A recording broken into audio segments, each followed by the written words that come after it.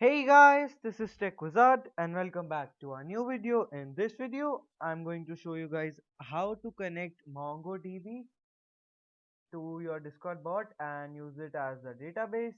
And without further ado, let's get into it. So the first step is to go to mongodb.com, and when you type in that URL, you'll be automatically redirected to your account page. And if you haven't signed up for it, you can go ahead and sign up for it. It's the standard procedure like most websites do for signing up. And then when you sign up, you will be redirected to this projects page, which will contain all your projects that you have till now. This would be empty for the first time users that are watching this video and are gonna make their accounts. So once you successfully come to this page projects, then all you have to do is click on new project, and then you're gonna give it in a name. So I'm just going to give it the name to oops tutorial bot. You can name it whatever you want and click on next, and you can add members to it using their email address. So I'll just use mine, and I'm just gonna select project owner, which is already the default one, and all you have to do is click on create project. And then it's gonna redirect you to the clusters for this project. So all you have to do is click on build a cluster, and you're gonna select this free one right here. You're gonna click on create a cluster, and then you're gonna select the cloud provider, choose whatever you want, and then your region, and then you're gonna leave it as it is, and you can click on create cluster. You can also change the name of your cluster right here. I'm just gonna leave it as the default one, and I'll just click on create cluster. And after that, it's gonna take some time. So while it does create our cluster, we can go ahead into our console and we can install the Node.js wrapper for MongoDB, which will help us in connecting to our database and reading and writing values to it. And so that Node.js package is called Mongoose. So all you have to do is go to your terminal and your bots directory and type npm I mongoose, and this will install it for you. Just give it a second.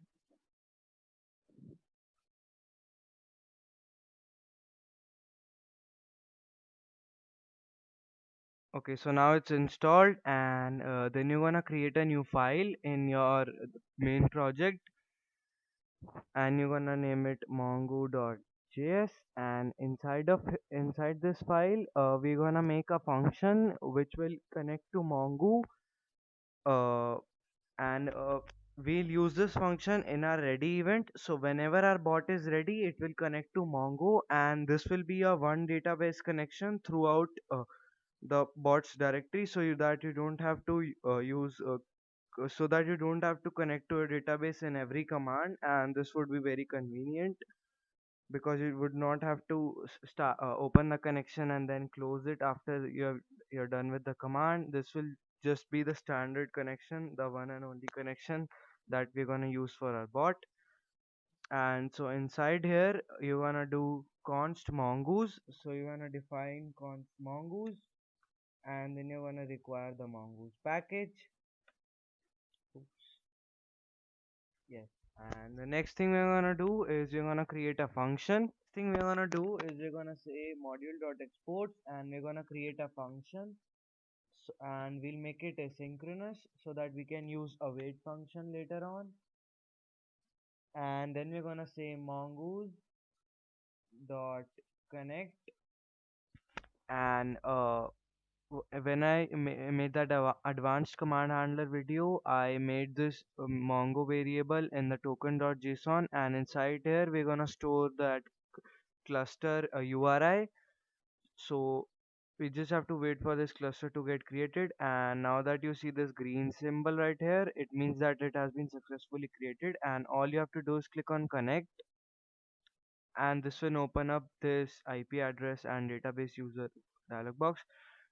If you are hosting a bot with a VPS or a Discord host, all you have to do is click on add a different IP address, and you have to enter that IP address, and you can add a description And if you are hosting your bot on Heroku or Repel or glitch.com, which I do not recommend, you all you have to do is click on allow access from anywhere. And if you're just using it on your local computer, all you have to do is click on add your current IP address.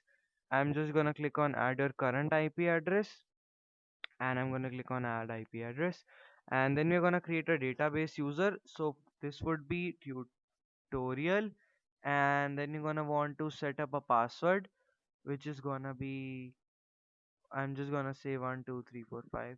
So this is obviously for tutorial purposes, and obviously change it before this video is uploaded to YouTube. And then you have to click on create database user, and now both of these steps are done, and you can just click on choose a connection method, and you're gonna choose this connector application to MongoDB's native drivers. Wanna click on this. By default it would be Node.js selected version 3.6 or later. You can just leave it as it is, and you can copy this whole URI right here. Gonna click on this button, you're gonna copy it. You can click on close,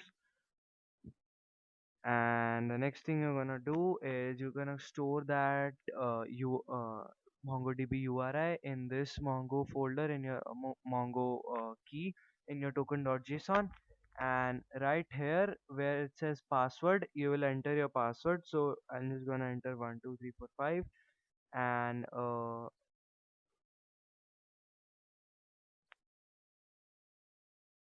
and that's gonna be it. So you can just click on control, and you just save this file. Just a second.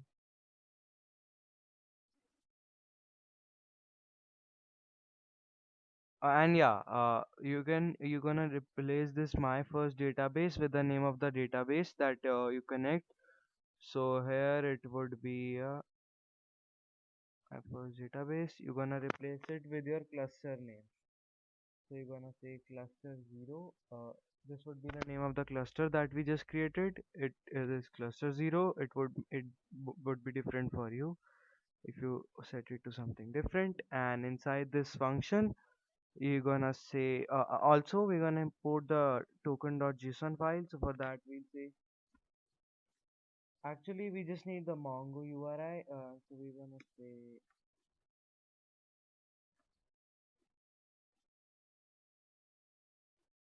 oops, and in here you're gonna set on token.json. And now if I go into here, and it will automatically say what I'm trying to import, and we see that Mongo here, and this is the name of the key in the token.json file. And all you have to click on you have to now do is just do mongo dot connect and then put in Mongo. And the next thing you're gonna do is you're gonna provide some options to it. So that would be, you're gonna set the keep alive to true, and you're gonna set use a new URL parser, and you're gonna set this to true. And one more, you're gonna use unified topology, and you're gonna set this to true. Now all these options have been provided, and now you can get rid of this file, not actually delete it. You can just close it when you save. And now you're gonna go to your ready event, and you're gonna import this file. So you're gonna say const mongo equals require, and you're gonna cd into the main directory by using two dots and one slash, and you're gonna select not token.json. You're gonna select, just a second, you're gonna select mongo file. Okay, and now in your the run function, you're gonna simply say await. For that you'll need to make this function asynchronous, and you're gonna simply say await and then mongo. So this would call out this empty function that we created, and it's gonna connect to Mongo. And then you can go ahead and save this file. You can go ahead and close that file. And now we're gonna create schemas. So for that you will have to create a new folder named schemas in your bot directory, and in here we're gonna save some schemas. So we're gonna name this one testing.js, and in here you're gonna say const mongoose, mongoose equals to required. So you're gonna require the mongoose package. Say let schema equal to mongoose, mongoose dot model, and then you're gonna say we'll save that so we're gonna set two of these properties. So one is gonna be guild, which would be a string and it's gonna store the guild IDs, and the second would be message. So this would store the guild message. You can say the guild description. I'm just gonna do this for this tutorial. This isn't even for any particular bot, and it is gonna say that this message will be a string, and you can close this, and you're gonna say,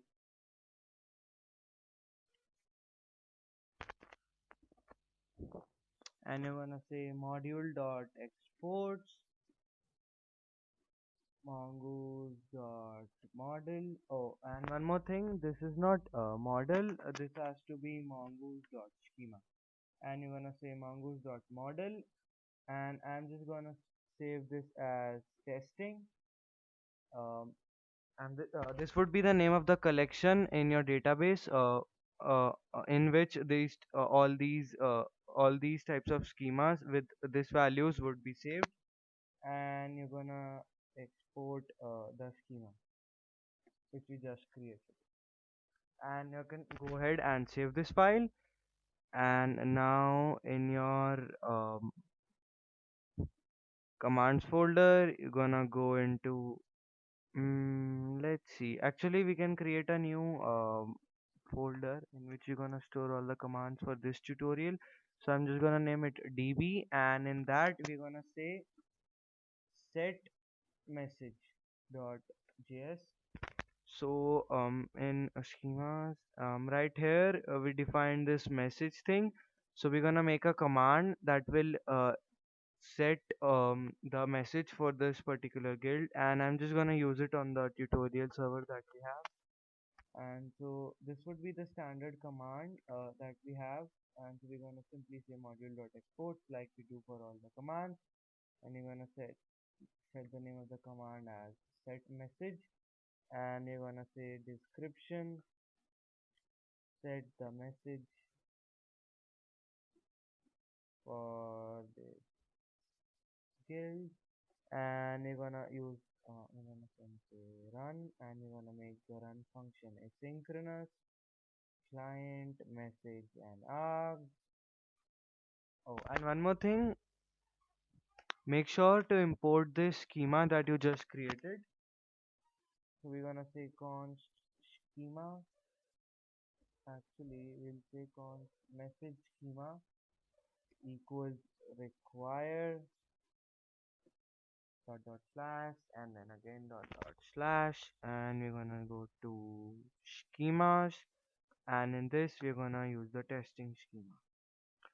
Okay, so now we've successfully imported the schema, and also this command would have a permission required property, which is gonna be administrator. So only admins would be able to use this command. This command is just for tutorial purposes. I'll actually delete this after this tutorial. This is just for making you guys understand how to use this. Okay, so now we're gonna start with the actual command, and for that we're gonna first say let description. Oops.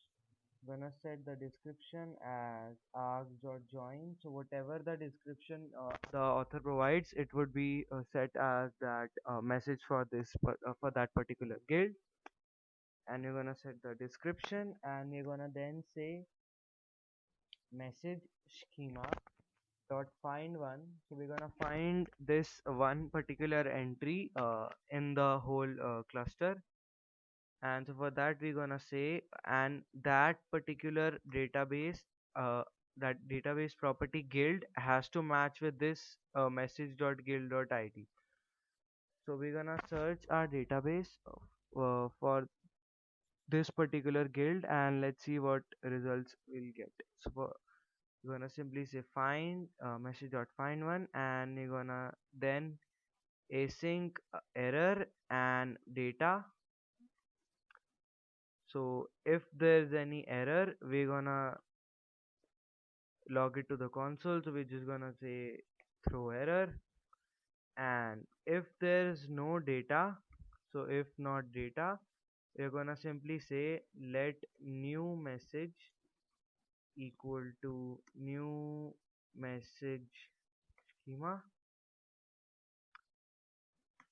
and in that we're gonna say, so basically if no data is found for this guild, so we're gonna create a new data for this guild, and we're gonna set the guild property to message.guild.id, and we're gonna set the message to basically these two fields are the one which is specified in our schema.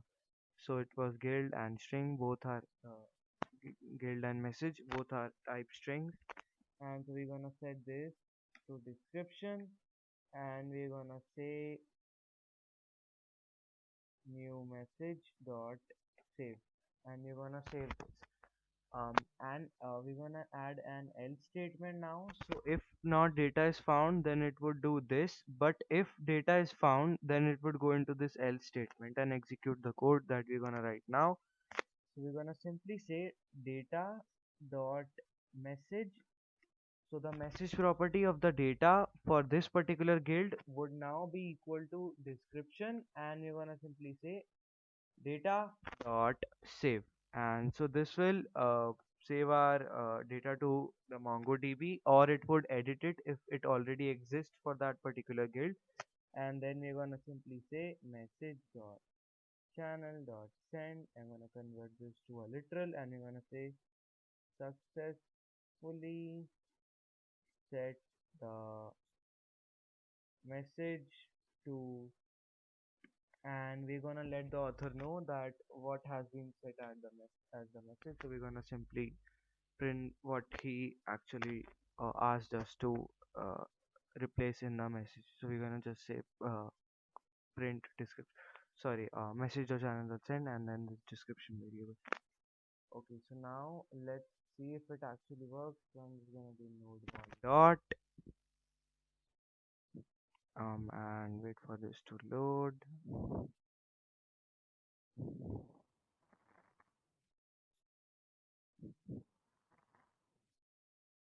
You can go ahead and ignore this error. This would probably be fixed in the new MongoDB version that would be coming out. And now you're gonna say set message to hello testing, and now let's see if it works. So it says successfully set the message to hello testing, and now if I go into my cluster, click on collections,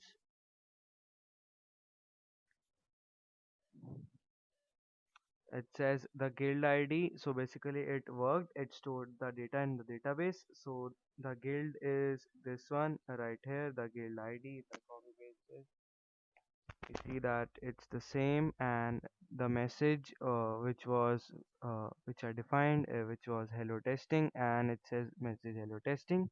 And so now if I go ahead and delete this data, we now see that there is zero results. And if I now again try that command, this time I'm gonna say hello world, and if I now click on refresh, we see that now it has data, the guild ID, and then the message. So we now know that our set message command works, and now we're gonna update and try and update the message.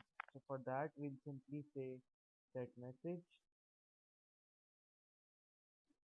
hello 1 2 3 4 5, successfully set the message to hello 1 2 3 4 5, and now we know that it is gonna go into this else statement right here. And now if I try to refresh, we already know that the data is already present, so it's gonna update that, and we see that it's successfully updated without changing the guild. And we now know that our set message command works.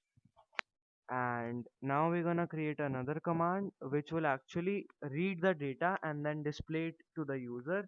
So for example, if a new user joins, and if he wants to know the server description, he can use that command.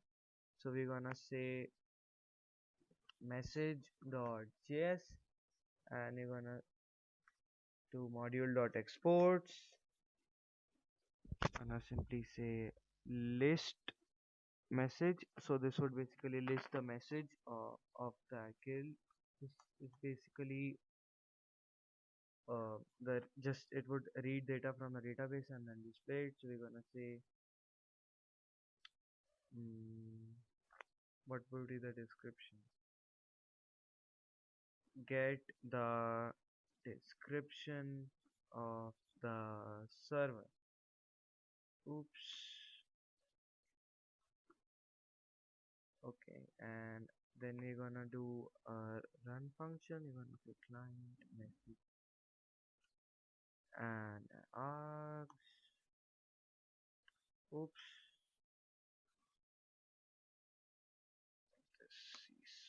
small. And now we can copy paste this statement right here, and we're gonna say so this command can be used by everyone. It's not going to write the data to a database. It's just on or update. It's just gonna read it so everybody can access this command. And we're gonna say await, not await. You can just straight away use it. Say message schema dot find one, and we're gonna specify the guild, which is gonna be message dot guild dot id, and then we're gonna async the results. So if we get any error, we are gonna log it to console. So we say if error, we're gonna say throw error, and if there's data, so if there's data, we're gonna simply say message. So let's just destructure the message property so we can actually use it as a variable. And for that, we're gonna simply say let message, and we're gonna simply say message would now be equal to data dot message. Oops, not m has to be capital. And we're gonna simply say message dot channel dot send. The description is, and then we would simply say message with an hyphen in between, so we know that where the description is starting from. And else, if there's no data, we're gonna simply say message dot channel dot send, no description found. So if there's no entry in the database with this guild ID, we're gonna simply say no description found. And we see that it already restarted. Hold on, and we're gonna go into Discord, and we're gonna say list message. It says the description is hello 1 2 3 4 5, which is right here, and it's displaying the correct one. So now if I try to edit it manually, and if I just name it, if I just leave it to hello and I click on update, oops, I typed 0, not an O.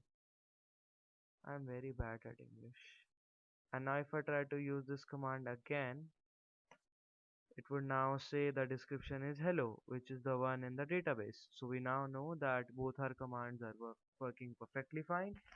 Again, these are commands just for tutorial purposes, and I will just go and I'm just going to delete them after I record this video. And this is how you use MongoDB to read, write, and update data for your Node.js